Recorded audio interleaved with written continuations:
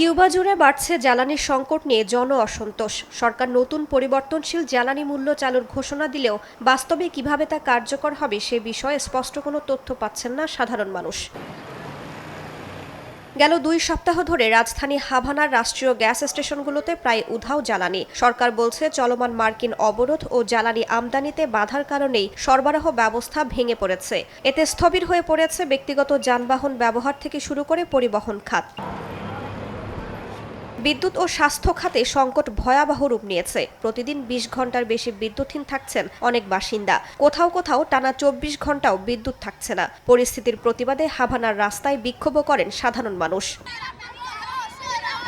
জাতিসংঘ সতর্ক করেছে, জ্বালানি, বিদ্যুৎ, ওষুধ ও চিকিৎসা সরঞ্জামের ঘাটতিতে কিউবার স্বাস্থ্য ব্যবস্থা তীব্র চাপে রয়েছে। বিশ্ব স্বাস্থ্য সংস্থার কর্মকর্তারা বলছেন, বিদ্যুৎ বিভ্রাটের কারণে জরুরি অস্ত্রোপচার, ল্যাব সেবা, রক্ত সংরক্ষণ, টিকাদান এবং মাতৃসেবা মারাত্মকভাবে ব্যাহত হচ্ছে।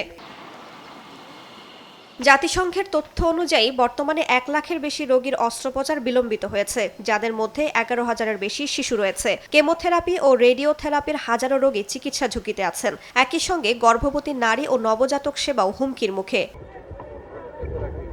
এর মধ্যেই নতুন রাজনৈতিক উত্তেজনা তৈরি করেছে যুক্তরাষ্ট্রের সাবেক কিউবান প্রেসিডেন্ট রাউল কাস্ট্রোর বিরুদ্ধে অভিযোগ গঠনের পরিকল্পনা। মার্কিন বিচার বিভাগ জানিয়েছে, 1996 সালে মানবিক সহায়তা সংস্থার একটি বিমান ভূপাতিতের ঘটনায় কাস্ট্রোর বিরুদ্ধে মামলা করা হতে পারে। তবে কিউবানরা একে রাজনৈতিক প্রতিশোধ হিসেবে দেখছেন। মার্কিন প্রেসিডেন্ট ডোনাল্ড ট্রাম্প কিউবার কমিউনিস্ট সরকারকে দুর্নীতিগ্রস্ত ও অকার্যকর আখ্যা দিয়ে দীর্ঘদিন ধরেই দেশটিতে সরকার পরিবর্তনের চাপ দিয়ে আসছে। রাইসা জান্নাত, সময় সংবাদ।